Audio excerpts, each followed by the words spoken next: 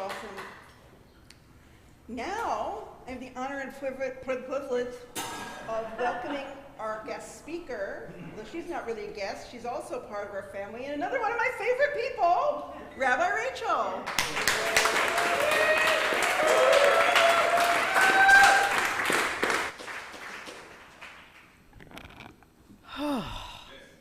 Good morning, everybody. It's an honor to be here with you all. What an emotional morning. I can't be the only one feeling all of this. I don't know if it's coming off this full moon energy, Mercury finally going direct. We're in the season of... Thank you, Mercury, for getting out of the microwave. We needed you to get it together. This time of Exodus, Passover, coming into spring, all these reflections and darkness and light. And I noticed it says cosmic revelations behind me, but I'm actually going to talk about cosmic reflections, because I can't be the only one who, after this period of wandering, if you will, this period of Exodus, was called to reflect on everything. Like, I've just been in this deep, deep period of reflection, and then rebirth, and then renewal, and we think about how that's what spring is, right? Reflection, rebirth, renewal in so many ways, from our trees and our flowers and our rain to our life and the things that are happening and what's going on in our world today, right? It's like we're just being really called to look at everything. And for me personally, I've talked at length at you guys for years now about Exodus and Passover and this idea of passing over, right? And this journey of slavery to freedom, this journey of liberation, this concept of anything that does not serve you in your life being removed from your life in either an easy or difficult way. You know, thinking about how there had to be that moment where Moses chose to leave behind the comforts of Pharaoh's palace and choose to find freedom and a better life. And where we all have these moments in our lives where we might have something that seems comfortable and feels comfortable, but we don't recognize that that comfort actually isn't serving us. That comfort is complacency. And that comfort that we thought might be comfortable is actually extremely toxic. We just haven't stopped to stand up and look at it from a larger perspective. And so for me, I obviously had a very, very, very big year of reflection this year, because it's the first time since I became a rabbi that I haven't been leading a massive Passover Seder for the community. And it was the first time, the biggest reflection of this all, this was the first time in my daughter's life that I ever got to have Passover Seder with her. Like, she and I sat down at the table, told the story, did the things together, whereas every year in her life before, it started with me nursing her in the middle of a Seder, to her sitting and watching me, right? With an auntie or a friend or a family member or whatever, and her mom is up there and she's down here, right? This was the first year where I feel like the little being that I brought into this world got to be at the same level as me when it came to that. And it was just this eye-opening experience of, we don't realize sometimes what we're missing out on by thinking we're in the space of what we need, when it actually isn't necessarily what we need.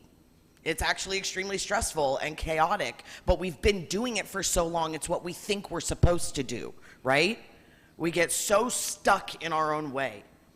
This year for me, you know, I'm gonna tie everything to surfing because that's who I am and what I do, bro. But for me, it's been the year of, I don't need to paddle right now. I just need to ride the wave. And thinking about that idea of cosmic reflection and riding this cosmic wave of life that we're all on. I mean, we agreed to incarnate now in these exciting, crazy, whatever times you want to call it for whatever reason, but we're here now, whether we like it or not. And we're riding this wave. And we can either choose to get in our own way and try and control and manipulate and hope that everything is going to go exactly like we can pinpoint it to go, or we can trust the divine to flow through us. And I've had this massive year, obviously, of reflection, thinking about all I've been through from last Passover, where I was in front of like 300 people in a room of what I thought were many people who supported me, who have since turned their backs on me and are the first to jump to, you know what I mean, exile you from the very community that you one time created. It's an interesting time to, I think, be where you are and to look back and see where we are as a collective and think and reflect on all that we've been through and how sometimes when we are called to take care of ourselves and we are called to freedom, people around us don't necessarily like that because it risks their own control, right? It in some way compromises their own agenda. And I even think about this with me as a mother, right? And as a parent, an overbearing Jewish mother, if you will. Thinking about that concept of letting go and recognizing that we're all individuals on our own paths. And sometimes when we try to break out of this confinement that we've been locked in, that we don't even realize we've been locked in, everyone around us does everything they can to keep us there because it's easier for them, right? And that's where we are really called to self-care. That's where we are really called to practice what we preach.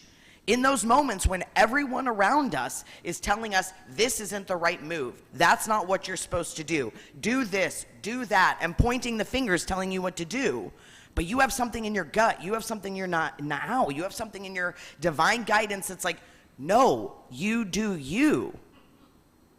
It's that one simple step that changes everything, where you look back and you see these moments of being in darkness do transmit into light. These moments where you question, like, why am I doing this? This doesn't make any sense at all, are actually the moments that are so pivotal for you to manifest something more than you ever thought beyond your wildest dreams. And then you realize you were in your own way. I was holding myself back. I thought so small. I thought here, when in reality I could be thinking here. And in getting in this comfort and thinking that I was doing everything I was supposed to do, right? Because it went that way and I was manifesting and I was growing and I was doing those things. But not realizing that that was actually very, very small.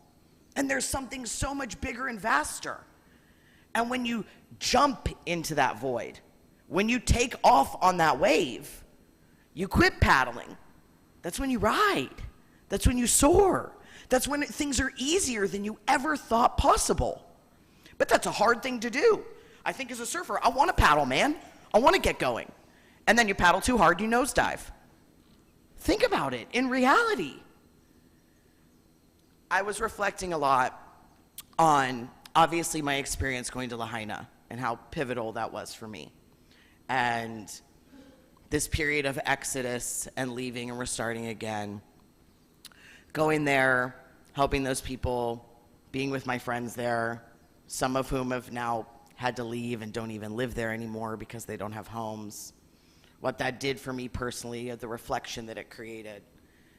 And this knowing that nothing else, I was just saying this to someone before the service, nothing in my life mattered after that experience but my family, but me and my kid.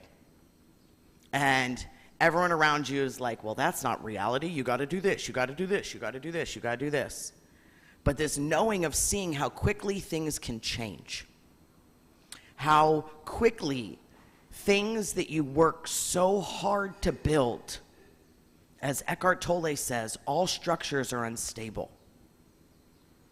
When those things you work so hard to build, those pyramids, if you will, come crashing down, because they will, what support do we want to stand on? What roots do we want to have there? What seeds do we want to have planted? Because I don't know that they're seeds of hustle and bustle like we've been fed to believe. I think that maybe it's seeds of love and light and liberation and trusting. I think about after going to Lahaina and then stepping back away from so much and really making that choice, everything that started to happen in the Middle East. And what happened with me personally, I've shared with you guys how I started receiving threats and things of this nature. And how if I hadn't listened to the divine, it could have been a lot worse. So reflecting on where I'm capable of making my own choices. And you are capable of making your own choices. And reflecting on when we do make our own choices from that place of love and light and liberation. And then allow ourselves to reflect on that and be like, look at what I did right. That's the growth. That's reparenting ourselves. That's telling yourself you've got this. That's God giving you the reminder, I am flowing through you. I would never guide you to anything that did not serve you. I might guide you to stuff that scares you beyond your wildest imagination. But I'm not going to guide you astray. Exodus is scary.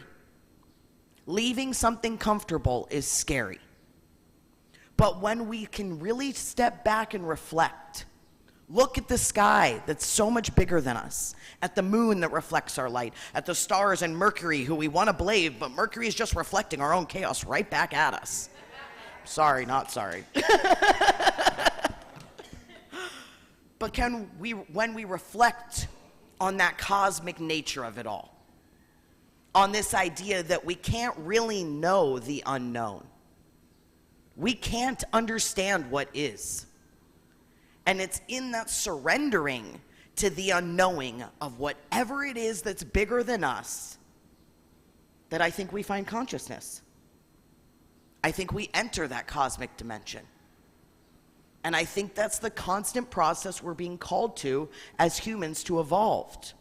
Evolve. Reflect. Rebirth. Renew. And I think we keep doing it over and over and over and over again in different ways.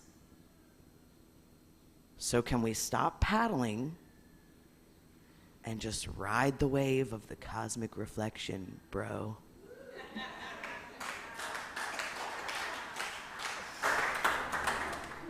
You like my surfer voice in my head? It's like the turtle from Finding Nemo, I kind of think. But I think I'm more of like a dolphin person. Okay, all right. I have a little, I do. This one was, I haven't cried when I channeled something in a long time. Like a lot of times when I channel these raps, I'm like, boom, done. I was like bawling by the end of this one.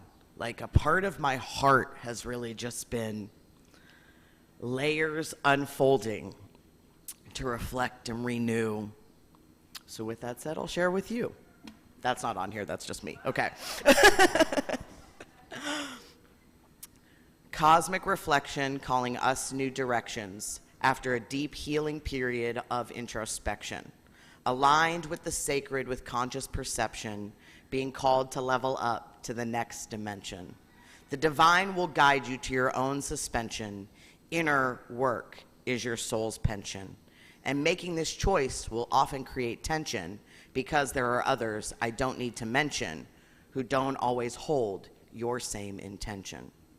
It's not easy to choose to take a step back, to walk away from it all with your integrity intact, to choose to be quiet when you want to react, and instead trust the knowing that God has your back. Called to reflect as Mercury goes direct, and pay some respect to what I've done correct.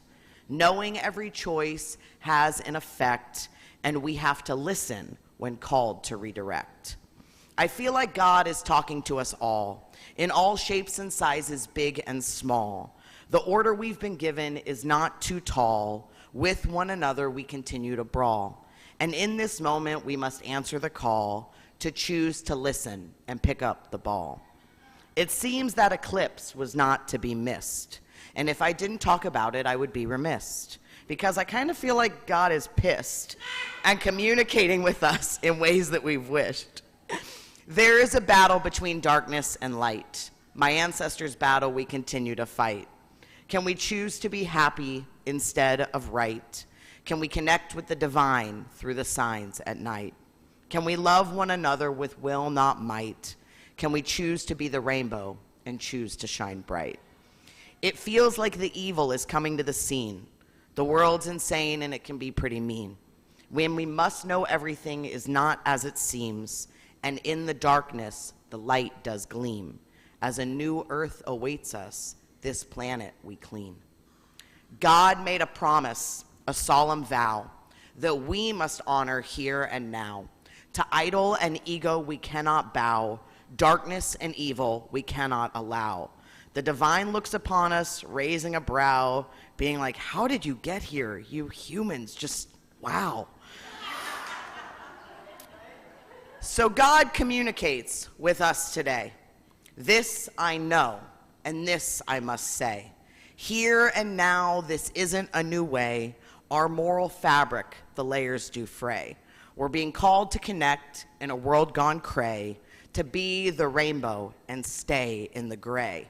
Trust the divine, come what may. It seems like what's upon us is too big to know. We're being forced to surrender and choose to let go, to plant the seeds for new life to grow, to water with care, fertilize and hoe. This new earth is sacred, and the seeds we sow, can we wake up? Our boats we must row. It's time to alchemize, choose to revitalize. Can we prioritize so we can mobilize? We're called to energize, wake up and synthesize. Don't let them hypnotize, or we will find our demise. I know God is here. We are never alone. We are souls on a journey to wander and roam. Trust we are spirit in a body on loan, and sing our stories in all keys and tones. The clock is ticking, how many covers have blown. Change is upon us, divine presence is known. Can we honor the sacred, put down our phones, see the cosmic reflection? Mahalo. Shalom. Thank you, everybody.